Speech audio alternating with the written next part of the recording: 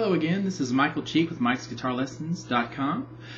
Today we're going to learn the solo for Don't Stop Believin' by Journey. Okay? Again, if you're not familiar with that, what it sounds like is something like this.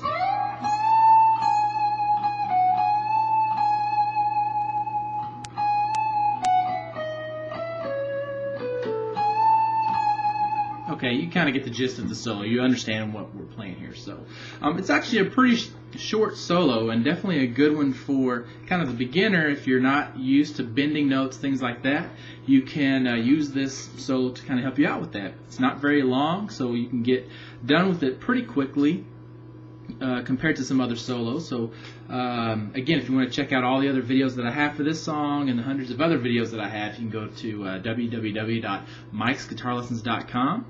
But for now, let's get started with this video, this lesson, and you're going to start off, you're going to go to the 16th fret of the E string. Now remember, the E string is this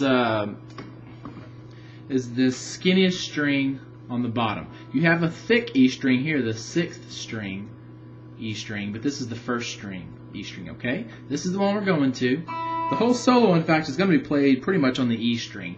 We do go to the other strings a little bit, but what I'd like you to do for the beginning, unless I change it later, and every now and then I'll change some of my videos to update them if I've had time to work on them, but just for this one, the way you're going to get to that 16th fret note is by kind of a slow slide.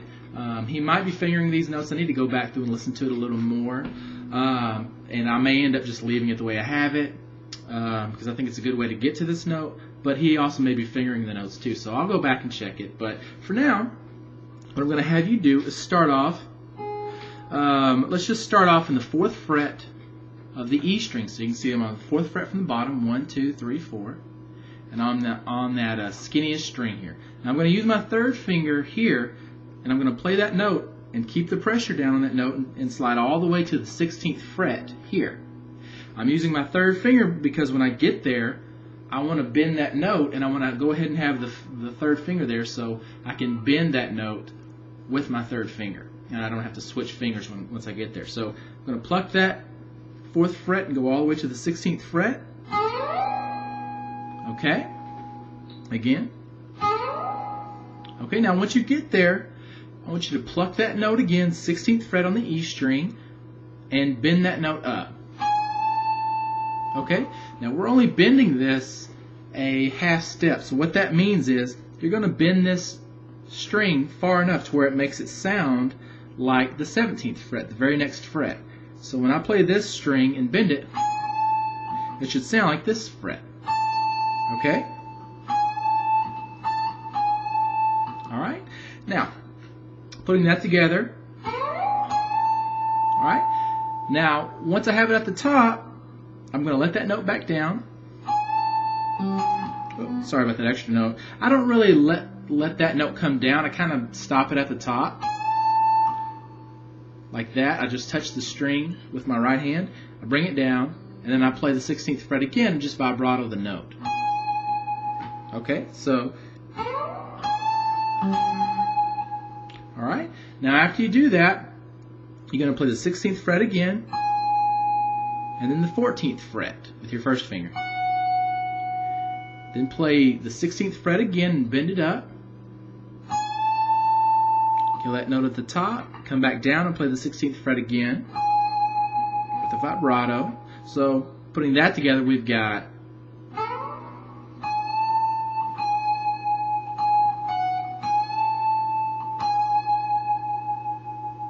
okay, just kind of playing it slow so you can stay along with me. After that, we're going to play the 16th fret again on the E string, but we're going to bend it up and down this time.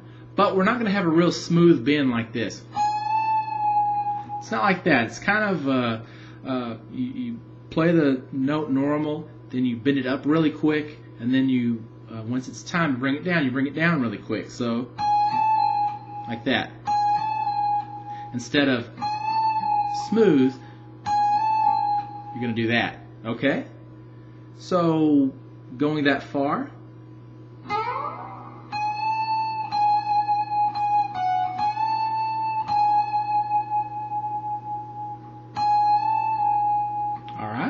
After you do that, play 14th fret on the E string,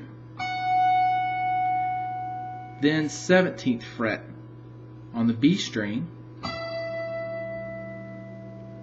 then 16th fret on the B string, back to 17 on the B string, then 14 on the B string. Okay? So all the notes so far on the B string were 17, 16, 17, 14. Then we're going to the G, that's the 3rd string, and that's going to be 16, then 14. Okay? Now that's kind of about halfway through the solo, so I want you to practice that part and then go on to the next part, because the next is just mostly a lot of repeating. It's not completely exactly the same, but it nearly is. Okay? So again, up to this point, let me play it slowly. 4th fret to 16 on the E string. Okay? And then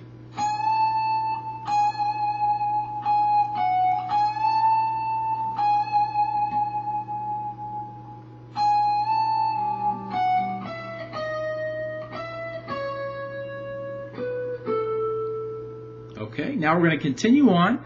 You don't have to add the slide in this time, but you're going to go back to that 16th fret and play that pattern again. So it's 16, bend that note up, and stop it, bring it back down, and then play the 16th fret again with a vibrato.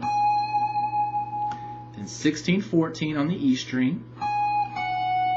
Okay. Then 16 again, bend it up, stop the note, bring it down, play the 16th fret again with the vibrato, then 14th fret on the E string, then 17th fret on the B string. And this is where it changes. You're going to go to slide up, and I'm usually going to slide from about the 14th fret, but you're going to slide on the E string from the 14th fret to the 17th fret. Wait a second, that's not right. Slide to the 19th fret. That note didn't make sense. Okay, so around the 14th fret to the 19th fret. Okay? Now, let's go through what we've learned so far from the very beginning of the solo. Okay? So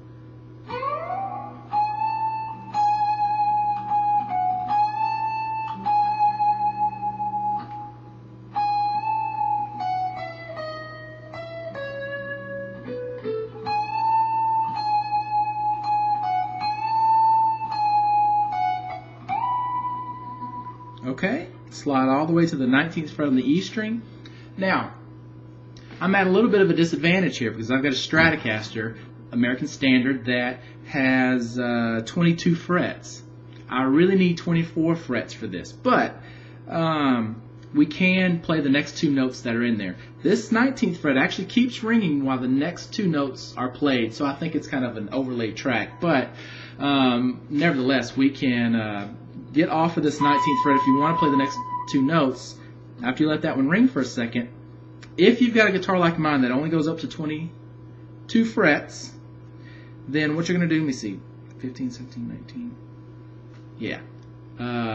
If you have one like this, go ahead and go to the 22nd fret and play that note, and you're going to bend it up a half step, so not very far. Okay? And then the next note, you're going to play the same fret again and bend it up really high. Okay? Now, the reason I'm having to do that is because I don't have enough frets up here. If you do have a guitar where the frets go up that high, you're going to play the 23rd fret and then the 24th fret. The notes are an octave lower are going to sound like this. Okay, those are the notes, but we needed a whole octave higher. So it's going to be the 23rd and the 24th fret. And that's the solo, that's it. So all together, it's still pretty short, and you shouldn't have too much of a problem playing it, I don't think. So hope you enjoyed the lesson. If you like these lessons, check out all the other ones.